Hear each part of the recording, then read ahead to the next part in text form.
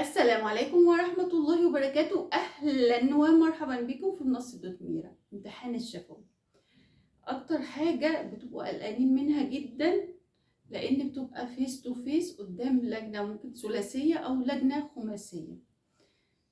في حاجة مهمة جدا لو اتدربت عليها الموضوع انتهى، ما بقاش فيه رعب من امتحان الشفوي. ايه هو؟ وده اللي بتتقيم عليه، يعني جزء indirect، يعني غير مباشر بتتقيم عليه، اللي هو communication، التواصل. انا مش مجرد بعمل امتحان الشفوي عشان تستدعي المعلومة، لا، انت بتستدعي المعلومة بس في communication ما بينك وبين اللجنة. ودي نقطة مهمة جدا. ساعات حد يبقى مذاكر جدا فانا بسمع، مش هتجيب درجة. اما مين بقى اللي هيجيب درجة؟ اللي انت بتسمع بس مش موضح للجنة كده، لا، ده انا حد بطبق الكوميونيكيشن صح. ازاي يا دكتور احنا مش فاهمين؟ في محاضرة احنا خدناها في سنة اولى او اللي لسه ما خدناهاش، الكوميونيكيشن اللي هي التواصل ما بيني وبين الاخر. عندي verbal و non verbal، حاجات verbal وحاجات non verbal. الverbal اللي انا يبقى في امتحان الشفوي صوتي عالي وصوتي واضح، مش صوتي عالي اللي هو مستفز يعني، ولا هو عالي لدرجة الاستفزاز، ولا هو واطي لدرجة ان الدكتور بقى يعني متضايق منك. ايوه اسمك ايه؟ ايوه انت بتقول ايه؟ فالصوت يكون واضح جدا لكل اللجنة. دي حاجة مهمة جدا، وهقول لكم الحاجة اللي انتوا بتخافوا منها في الاخر هنعمل فيها ايه.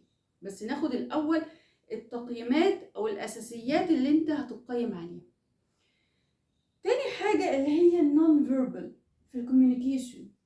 نون فيربال في الكوميونيكيشن عشان يبقى فيه تواصل فعال لازم يبقى فيه فيربال ونون فيربال. اللي انا اتكلمت بصوت واضح وهبتدي في ايماءات في جسمي برضو هستخدمها، اللي هي ان انا داخل فارد ظهري كده، مش داخل موطي وايديا وبرتبك وبرتعش. انا عارفه ان انتوا بتبقوا خايفين، بس هناخد دلوقتي مش هنخاف ازاي، ما تقلقوش. فظهري كده مفرود واي تو اي كونتاكت، باصص للجنه ومش قلقان. لما مثلا بقول 3 حاجات معينه فبقول 1 2 3، مثلا هتكلم عن حاجتين متناقضين فهقول مثلا الحاجه دي كذا والحاجه دي كذا، بعمل ايماءات او اشارات بجسمي، فهبتدي اوضح للجنه اللي انا لا، ده انا مش حافظ، ده انا حد فاهم ومتمكن. وده اللي بتلاحظوه في السبيكر. اي متحدث في اي مؤتمر لما يجي يقف كده بس وبيشرح من سلايد بتقول ايه؟ ده حافظ، ده جاي يسمع لنا. لكن لما بتلاقوا اي سبيكر بيتكلم بقى ويحرك بايديه ويجي يتفاعل بقى مع الناس ويقول لهم طب ايه رايكم في كذا، ويعمل بايديه كده ويروح الناحيه اليمين والناحيه الشمال، فبيبقوا متدربين امتى هحرك ايدي اليمين، امتى هحرك ايدي الشمال، امتى هجيب ايديا الاتنين كده. مش مجرد حاجات بسيطه يعني، حتى النون فيربال دي لها تريننج، لها تدريب. طيب، يبقى ده اول حاجه احنا عرفناها، ان انا ما بقيمش على استدعاء المعلومه، لا، انا بتقيم على استدعاء المعلومه في جود كوميونيكيشن، في تواصل فعال ما بيني وبين اللجنه اللي موجوده عندي. عشان اعمل تواصل فعال يبقى لازم حاجتين، verbal ونون verbal. verbal يعني صوت يكون واضح جدا للجنه.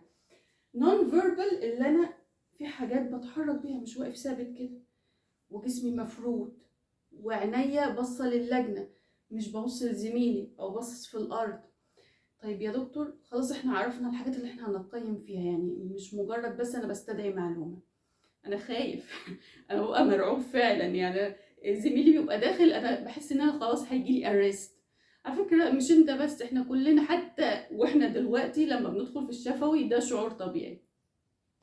ولكن الفكره ان انت درب نفسك يعني، وانا طبقتها على نفسي، ان انت ما تتخيل اللي فيه لجنه، اللجنه دي بني ادمين يعني زينا، فتخاف ليه يعني؟ عادي. فتعمل تريننج، تعمل زي بتدرب نفسك قبلها بيوم ان في لجنه قدامي وانا بتحرك وبعمل كذا. ايوه يا دكتور، رقم واحد كذا، اتنين كذا، تلاتة كذا. ايوه يا دكتور، احنا ممكن الموضوع ده في الجزئية دي وله جزئية تانية. فبتتحرك، اتدرب على الحاجات او الايماءات اللي هتعملها بجسمك دي. وتخيل ان انت بقت اللجنة يعني فخورة بيك، لانك شايفين حد ده مش حافظ، ده حد متميز ومتمكن وبيتحرك كده بكل سهولة ومش خايف. الفكرة اللي انت تدرب نفسك قبلها بيوم.